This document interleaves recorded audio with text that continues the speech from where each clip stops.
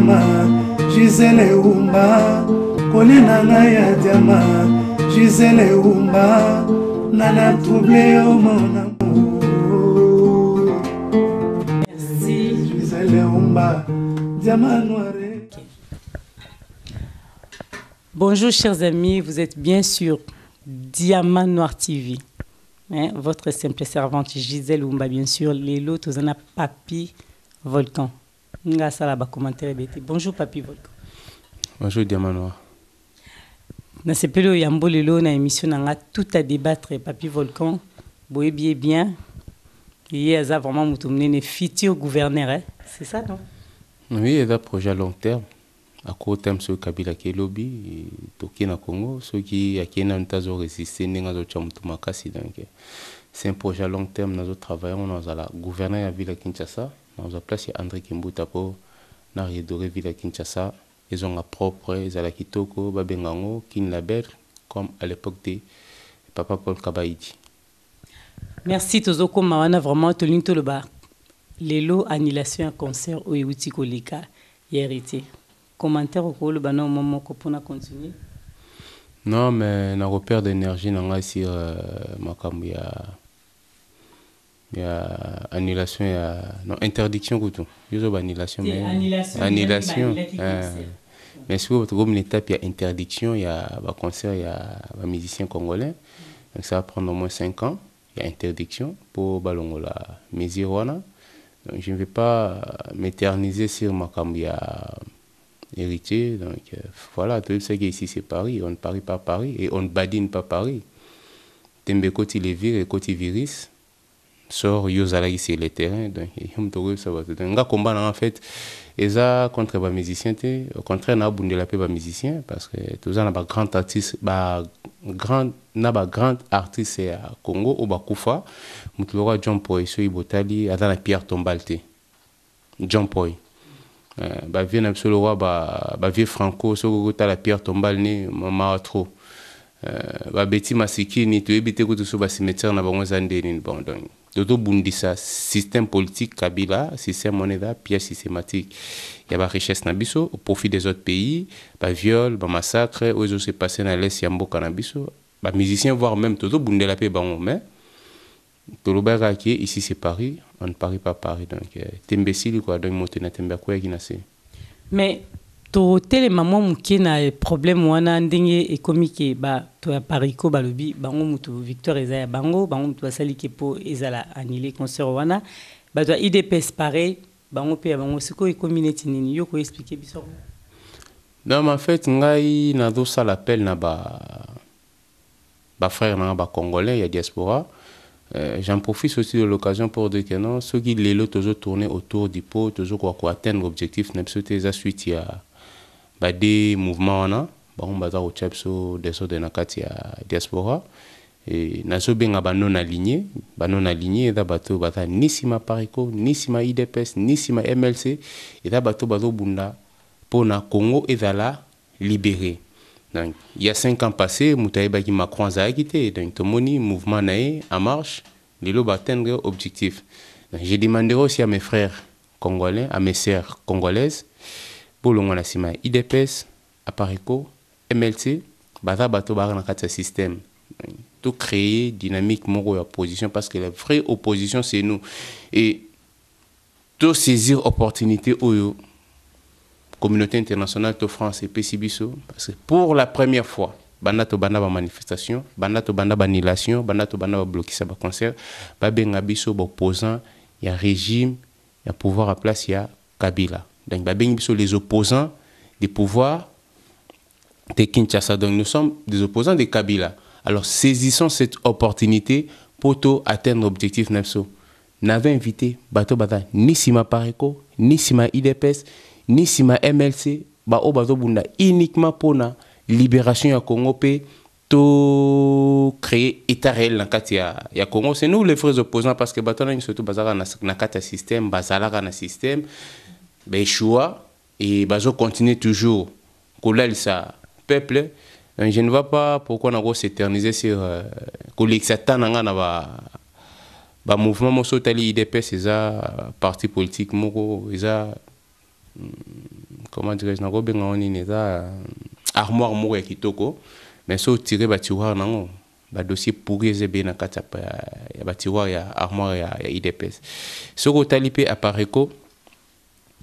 on va donc ba discours mo mais bango moko baza la base ya souffrance oyo tozomona lelo donc basi ba échouer comment bokoza ba l'échec ya classe bolga bo comme ça bon va premier de la classe alors que biso ndé ba premier de la classe botiki la biso pena nzela botala biso pena net au travail après bo juger biso parce que bino aussi bo travail au salelo au monter botika place na la jeunesse là qu'on a robengaka na bigeno nous sommes des non alignés et ba non alignés nyo surtout au bazo croire na combat na ngai na combat ya libération ya Congo na combat ya ko créer état réel na kati ya Congo au baza na sima ni ya IDPS ni ya Parico ni MLC bon rejoindre nga tout qui négocie ko la Congo ensemble parce que seul je ne peux rien faire mais avec l'appui de tous tokoma place tokoma. Mais lilo nana tout na question mo boy croyez-vous que ndenge bino bosali lelo ba concert et sila na poto ba mission na biso siko ba osala misala te parce que na minute beaucoup ti bango on dirait tout ba chômage parce que ba yo beta na poto te mais ba beta na bango ailleurs mais problème na biso ezali question oza o batu batuni bazotuna toujours ka pona bino siko yo eloko nini bokanti ko sala na sima après avoir bloqué tous les concerts ko bloquer tous les musiciens et lo ni bo ça pour Kabila aka quand même à sentir que lo mozo les mais et le Togo, ça, de toutes les façons, c'est de bundisa ba musicien. Je l'ai toujours dit et je le répéterai toujours. Ba blocus, c'est une façon de tirer son nez d'alarme que tout va mal au pays. Et le Togo, ça, na minute ça ya ko combattre ba faux politiciens, ba faux opposants au bayaka na Europe. Corneille Nanga ayaki na Paris, na OIF pour na koloba keno, ba élection au salle de matin. Voilà les combats que nous devons plus mener à Paris, à OIF, Organisation internationale des francophonies. J'y étais, et Nazala Kiwana, Nabandeko, malgré mobilisation. Et Zala qui n'est pas moni oya concerté, mais tout ça qui message quand même est pas ça qui. Mais maintenant, il faudrait tous on aller sous na OIF, tout qui nous manifeste mobilisation oyo. Na mona qui le 15 juillet oyo. Na robenga bandeko na nyo surtout tous à la liboso ya OIF pour to signifier ba responsable ya OIF to président Abdou Diouf wazako kamba Organisation internationale de la francophonie to signifier que non makambo yo Corneille nanga yi koloba que ba élection salimate biso ba vrai opposant au pouvoir ya Kinshasa nous sommes contre et nous demandons qu'il y ait des élections à la fin de cette année. S'il n'y a pas des élections, nous allons appliquer l'article 64 de notre Constitution qui nous donne droit de mettre en échec un groupe de gens au bazar ou diriger pays par défi, to bakani pouvoir. Namakasi, il faut te mettre en échec. Donc, combat n'a plus politique, combat n'a contre les musiciens, mais ce qui est fait, les musiciens, bazo fouta. D'autres pays pour casser parce que bada aussi en connivence na pouvoir en place. Na l'année musicien moko azolo bakeno ye achaki mai na kisenso azongi saki boye azolo ka 15,000 pour bakeno ko chama ye loko est-ce que musala neza ko chama na kisenso alobi à la politique on a sali fondation mais oui vous sali fondation oui to yoki vous sali fondation mais fondation na besoin ba subvention na mboko to vandi na poto fondation na besoin ba aide est-ce que ceux qui te lobby les loto sala audit ya ba donyo surtout o ya jui na puis ya mai o ya ke kutimolisa ya msusu ko revenir na mbongo o ya kongola te na ba organisme o ba idaka ba fondation et musala ya ko chamai eza musala na été gouvernement ya Congo ndé mutu faut bacha mai na kisenso gouvernement ya Congo ne mutu faut bacha courant na kisenso toza na besoin te ba musicien ba on a chaki mai place bu on a kabaki nini ambulance na quoi mais non avec tout ce qu'on a comme richesse toza na besoin musicien mo taper ça ambulance ya muke le roi mini nini au moins ba voiture moto ba no mona kala ya mike ba ba benga nini mini Maurice aussi mo ambulance mo ya mike le roi mini Maurice otinda na Goma et puis na Goma nzele zati obike na sala ki don on a tchaki mai na action suza musala na ote le biso tozo bundisa pouvoir en place pour Maramona surtout, et en place. Avec tout ce qu'on a comme richesse, toi, on a besoin d'un musicien qui a une motivation, qui a boulot, ya mai, na kisenso, a une sogi kokaba, mini Maurice, ya ambulance na est kuna non. Et ça musala na ote yule bia a politique, au bio za musicien. Alors tika ba politicien, ba gouvernement ya Congo ba prendre charge ya makambo etali bango responsabilité na parce que na Congo l'état normalement azana devoir envers son peuple et peuple paix azanaba droit envers son l'état d'enquête. Tout on a besoin de la polémique na ba artiste ona musala na bon babi bata politique mais si tu t'occupes pas de la politique s'occupera de toi. Voilà les pourquoi bazo payer les lots parce que bazo kanga munoro meso tali na pays net ba Côte d'Ivoire ba artiste belé ba lobela pe mambo kana ba. C'est là n'engage qui est le roi balingi kokota marambo kate balingi kolobate. Est-ce que ceux que les qui bazora pas opportunité ko les kanabache na minene ceux que les yo lobikano chez moi au Congo on tue au fingi na no fingi Kabila au fingi Kabila té on informé car la communauté internationale qui est pas na bazo piller chez moi on viole au fingi mutute au lobika qui est pas na bazo violer et là on doit empêcher bon ba salon ceux bazo salon c'est parce que baza en connivence na pouvoir en place mais combat na biso ba combattant franchement to bundi sara ba musicien te tout contraire to bundi la pe ba musicien mais mutu makase futa raté au mon héritier ningi empiré citation il kozala pe malamu lobby ba meka kozonga ba baksa mai na ba vin na bango pour concert zonga na poto il faudrait qu'il y ait un pourparler entre les musiciens, les producteurs congolais. On a besoin de David Monsote, c'est un étranger, à Royal Bundesa, congolais, na congolais. À chaque fois qu'il y a un rocha libaya, tu dois répondre. Tout ça, on a besoin de solo là. Entre biso na biso ba congolais, le mumba lobaki, histoire ya Congo, bana Congo mtuba komango, tu revends na ba producteurs congolais, na ba musiciens congolais, na ba combattants. Tu vas ni to solo li to trouver solution comment musique ekoki kozonga. C'est là où les lots bandé que belé monsieur soit benga kinga pesa nga raison tant na pesa il kaniske non ceux qui concert kozonga un jour na poto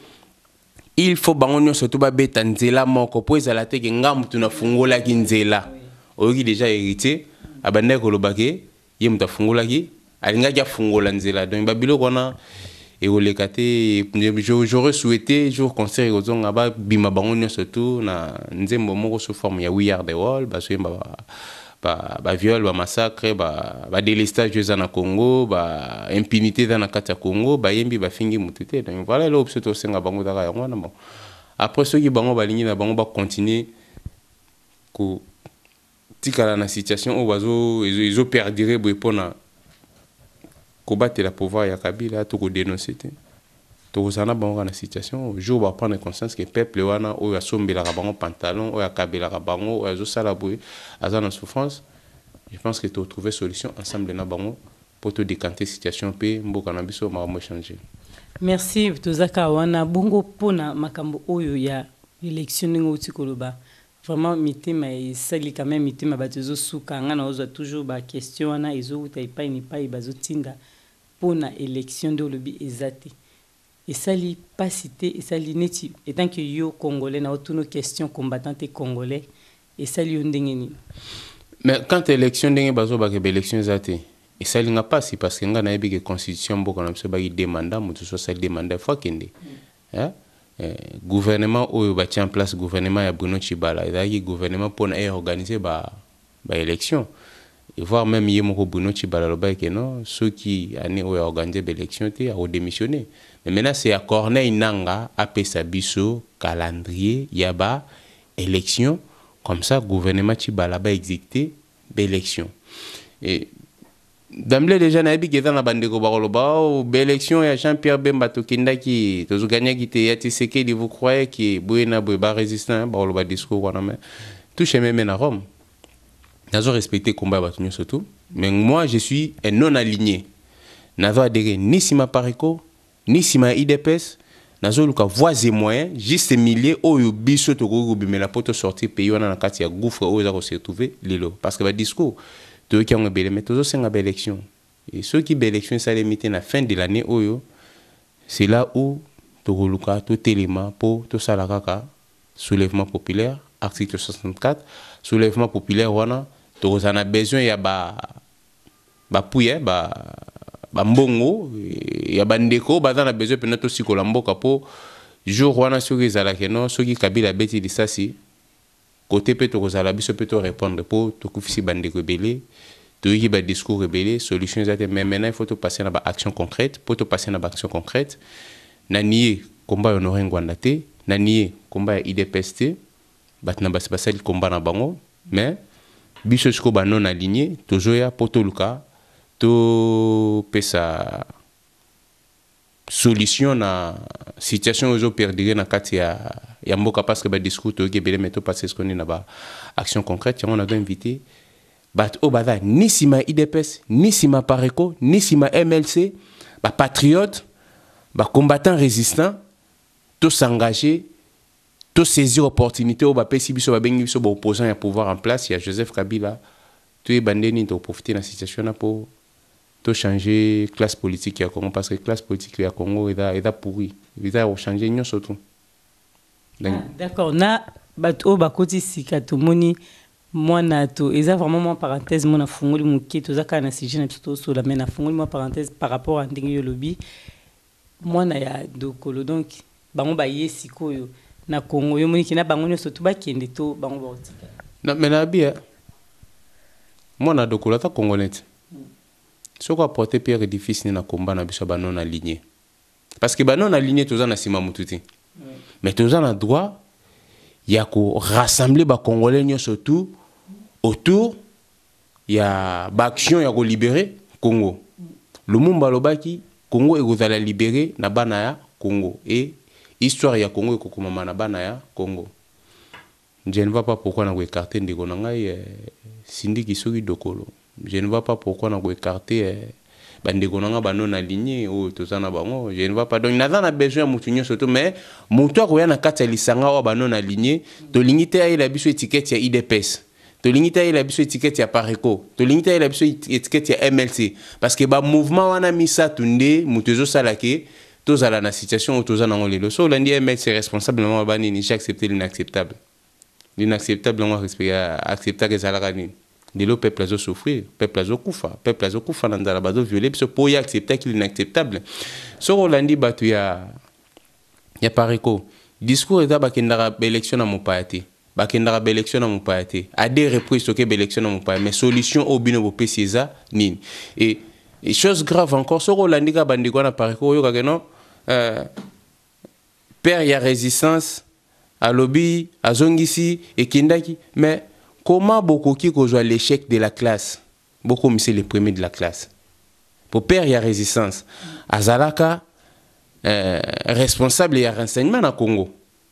Donc ceux qui le lo Rwanda bakota, c'est qu'il y a ces choix qui na renseignement na mission ba pesa qui est. Communication à l'époque où il y a Zala qui est responsable il y a renseignement na Congo. Communication zaki na maboko ba Rwanda. Dide miko telesel, muto zaki nango.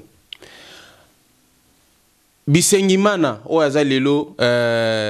inspecteur soki provincial ya la police ya ville ya Kinshasa atangana e faux yé na renseignement ba ite ke Bisengimana daki Rwandais tango bakendaka ko solola na ba Rwandais na utenika 1 utenika 2 ezalaki normal tango mutunaye batunaye parmi batunaye et dans la bon bref, n'a pas temps polémique, n'a pas besoin de ça rassemblement. Ce qui est sous na IDPS. Glissement au Salemi. IDPS va ça qui glissement va passer Kabila 3 ans. Mais bazoko ça veut dire que ça une année. Glissement ça 3 ans. Il y a un peu de non, to ligné ma glissement on a été. To télémela qui glissement. Situation autoza na IDPS pas à la base. Il y a on a bi na IDPS, na MLC, na Pareco bango nyo surtout bazaka batu moko baza endormir biso po système wana e perdre système wana e umela nganga na dobinga ba non aligné bato bata ni sima Pareco ni sima IDPS ni sima MLC biso nde ba vrai opposant ya pouvoir en place wana biso nde communauté internationale ba bengi biso lelo les opposants au pouvoir de Kinshasa mais saisissons cette opportunité pour to changer classe politique ya Congo to benga na mutute to za pena temps déballage te tozana na besoin ya kosangana poto sala putsch pouvoir wana et que les classes politiques à Congo à la longue ils ont changé mais l'état on n'est pas encore arrivé à déballage parce que tout ça qu'ils ont un tel c'est un étranger un tel c'est oui un tel azong c'est oui un tel azong c'est oui ils ont le droit tout ça déballage mais alors que objectif n'a surtout détermination n'a surtout photos à déterminer à faire partie Kabila les restes tout au Ranchango bisomoko ba congolais. Merci on a vraiment les lots. Papi Volcan a chaud parce que Makambo yo Namboka biso ba congolais tout ça vraiment on a besoin Congo na biso ekinde liboso bo s'abonner na Diamant Noir pour avoir information ici ya boye ya makasi boyezo li kanamboka mais ndenge bat bazo kufa ba fausse commune ou ba trouver sous na Congo né pa ponga na le bébélité mais kana ko non mais ce qui te télémague par rapport à viol ba massacre ezai ko zilkana S na biso te télémena ma fausse commune ya ville à Kinshasa o ba monaka soki ba faute 3 fausses communes na Maluku 245 morts oyo bandeko na biso kufa ikuna na Kasai ba otiko découvrir encore ba fausse commune ebeli donc ba fausse commune da partout na Congo donc tango bazo boma bato et que côté biso tozo lekisa na ko fingana na ko sala déballage moko indirect au le bolo ba to sala déballage mais tout ça la déballage c'est toujours fingana un tel à étranger un tel à zaboué un tel à zongsebué est-ce que toujours apporter solution d'attente au peuple azo zelabiso ou bien toujours tourner kaka autour du pot Kabila azo oumela c'est là on habite à prendre conscience il y a danger aux planètes dans mboka na biso to prendre conscience ya ba viol ba massacre ya bandeko o bazo kufa ba congolais ba komi ko boma bango partout ko maltraiter bango partout na ka musicien mo kaka tsogi mnani moto tembe wa ko yaki na se abino ba congolais bazo nyokola bango na Uganda na Angola na nini mais kala nyonso ya yeba kiteke ba nyokola ba congolais na Uganda na Angola na communauté na kati ya Congo ba makamini surtout ya mabezo lika et na moi je suis azalaki responsable ya Zando ba oteko boma na kati ya biro na tala ba biloko ni sotezo le kana mboka yoye ononga na yego beta concert na da moto na tembe mais non moto na tembe fallait kaka akoya na si donc tembe plus tembe ndenga lo ba yeko ti lever vimbi mais so yeko taki virus wana ngo et bebisi ma bandeko na enyo surtout ba musicien liboso za yi ba annulation ya ba concert mais ko ba na interdiction ba concert donc Nenga na zongi so sima muke pona ndengo tulo ba pona ndiko na biso fali pupa tango asali ba action o asali na kisenso monte ka sala malam parce que gouvernement zo sa elote batu bazola la maizate bazozanga moya ko lia tout ça ya sungi au monde qui asali quand même bien ya ngwazo luka sou 15 000 euros pona batia même groupe kuno monte ke zaida bien mais là on a rôle bano Gisèle Umba Diamant Noir ya ba original ya photocopie ya 100 000 carats ndenga na benga yo na komi 100 000 longo nga 10 000 longo le 10 000 komi 100 000 pirate donc photocopie rose à l'originalité d'ailleurs on a commis sur ça na commis sur 100 000 voilà Papi Volcan merci Papi donc balobara même na Bible le boko ya droite so epesi le boko ya mwasi e ko yebate donc na bato baza na fin fond ya Haïti ba ebiki musicien tanga ikombwana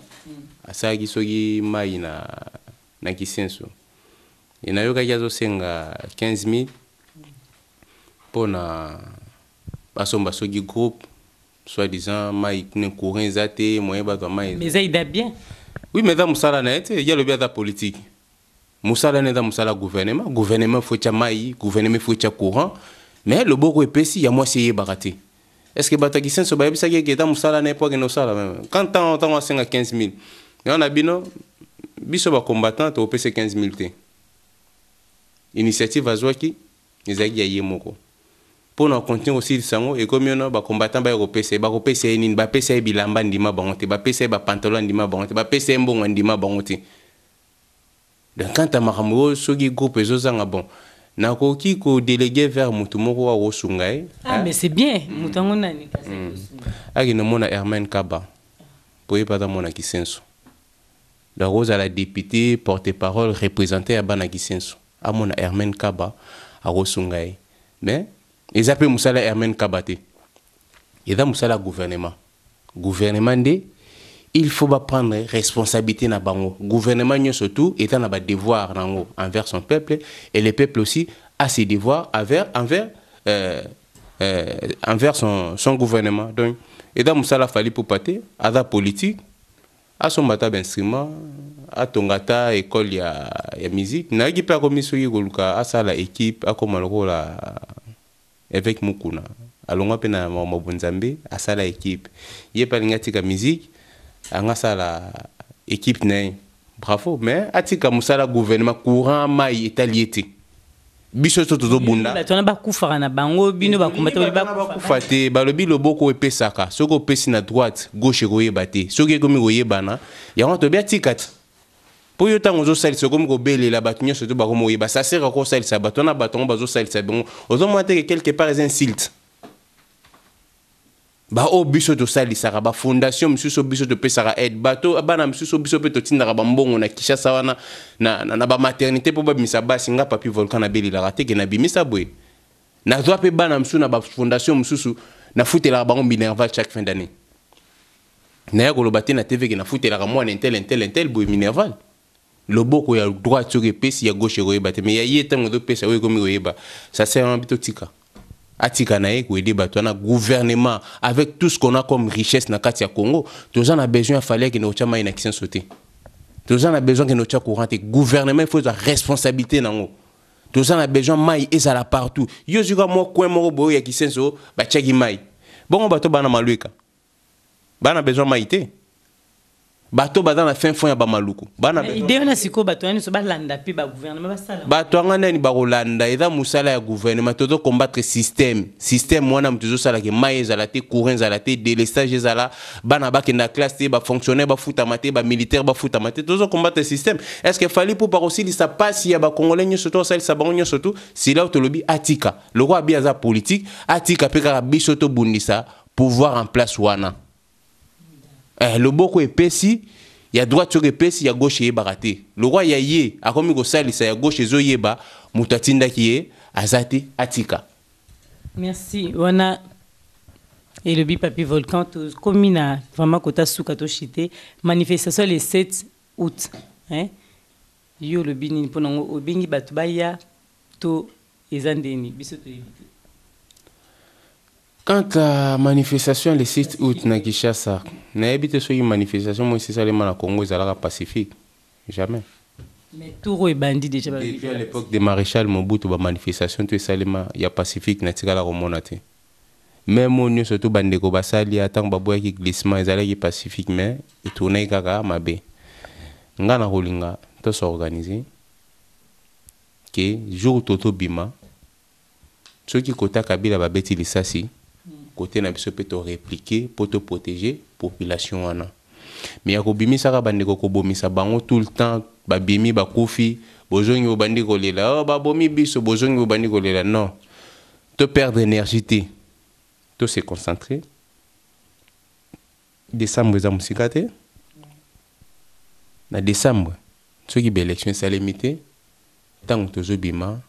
oyekoya eya makala soki jour wana ke mata emati pour tout le tikali bafwa bashala Congo njo kwetu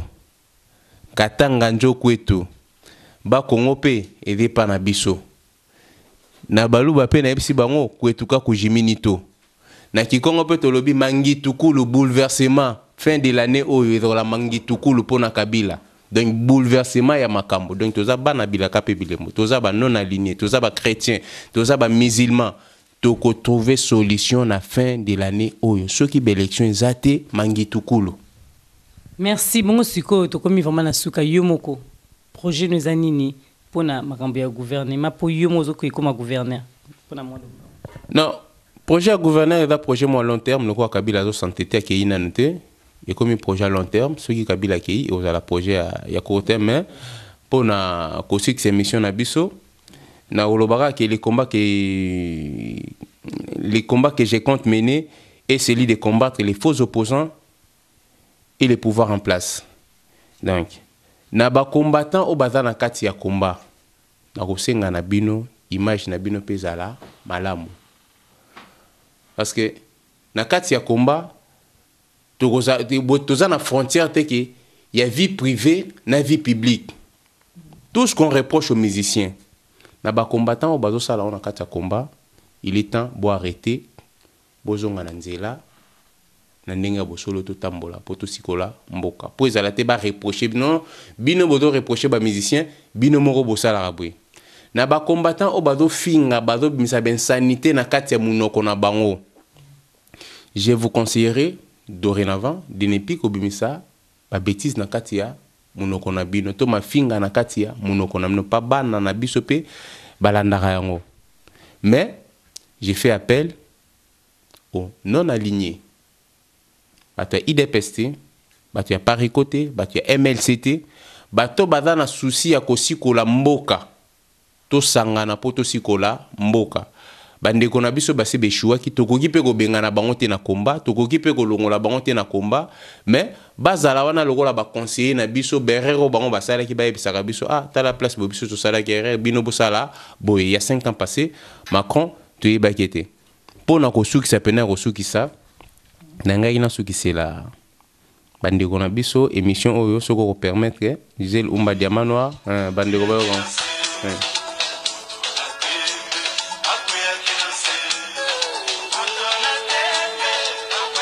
Donc, eza nzembo na dédication na victoire ya peuple congolais au bazalaki le 15 juillet na Olympia na ba combattant résistant ba patriote ba diaspora congolaise nyo surtout ya monde victoire eza bango victoire eza ni ya Pareco ni ya IDPS échec ya moto na tembe ndenge akoyaki na se tuyebisaka ke babundisaka mu PPT pe babundisaka peuple te jour wana azwaki nde moto ya El Krakatoa volcan donc ezaki dégâts donc bandeko nyonso tout tozalaki ensemble mais moto na tembe akoyaki na se na kosenga mpe bandeko même na bafete ba DJ boko tshaka su banzembo ya petio te pour défier peuple congolais na bafete na banini banzembo ne kuteta ya kosomba kokabola ngo ofi ko pirata ngo pe kokabola ngo ofilinga na kosomba ba album na ye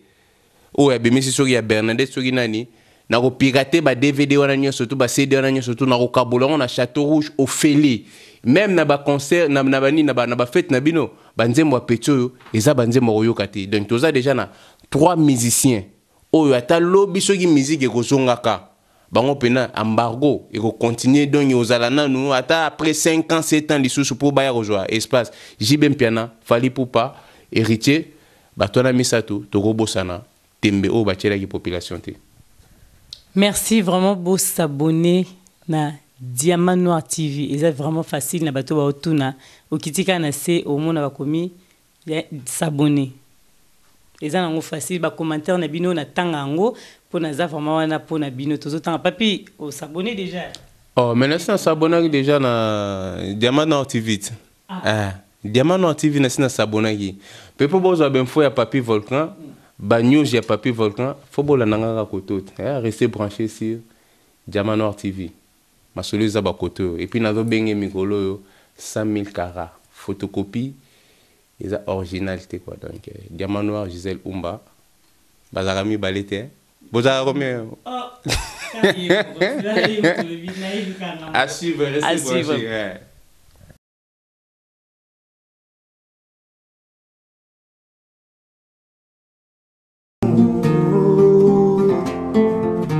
ya Diamant Gisèle Oumba kolina na ya Diamant Gisèle Oumba nana troublé au mon